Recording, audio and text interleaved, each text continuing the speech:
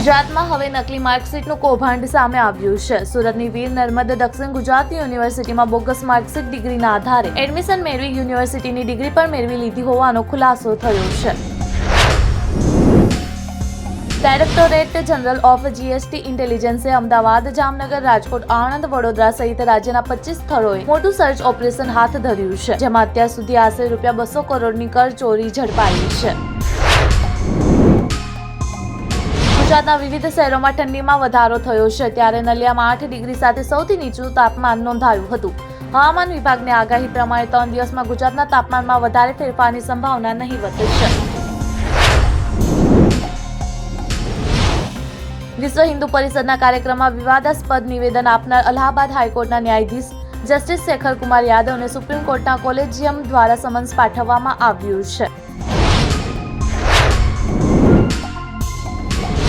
કેન્દ્રીય જલ શક્તિ મંત્રી સી.આર. પાટીલે રવિવારે કહ્યું કે વડાપ્રધાન નરેન્દ્ર મોદી રાજસ્થાનમાં 11 નદીઓને એકબીજા સાથે જોડવા માટે આશરે 40,000 કરોડ રૂપિયાના પ્રોજેક્ટનું ઉદ્ઘાટન કરશે।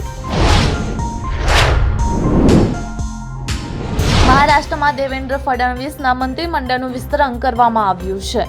નાગપુરમાં શપથ ગ્રહણ સમારોહનું આયોજન કરવામાં આવ્યું હતું। 39 ધારાસભ્યોએ મંત્રી તરીકે શપથ લીધા છે।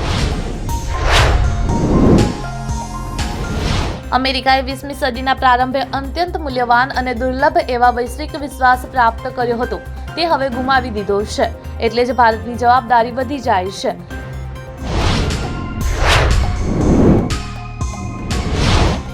ભારત અને ઓસ્ટ્રેલિયા વચ્ચે 2 ટેસ્ટ મેચ બાદ ત્રીજી મેચ બ્રિસ્બેનના ગાબા સ્ટેડિયમમાં રમાઈ રહી છે। 3 ભારતીય ખેલાડીઓ ઓસ્ટ્રેલિયા પ્રવાસમાંથી અધવચ્ચે જ દેશમાં પરત ફરી રહ્યા છે।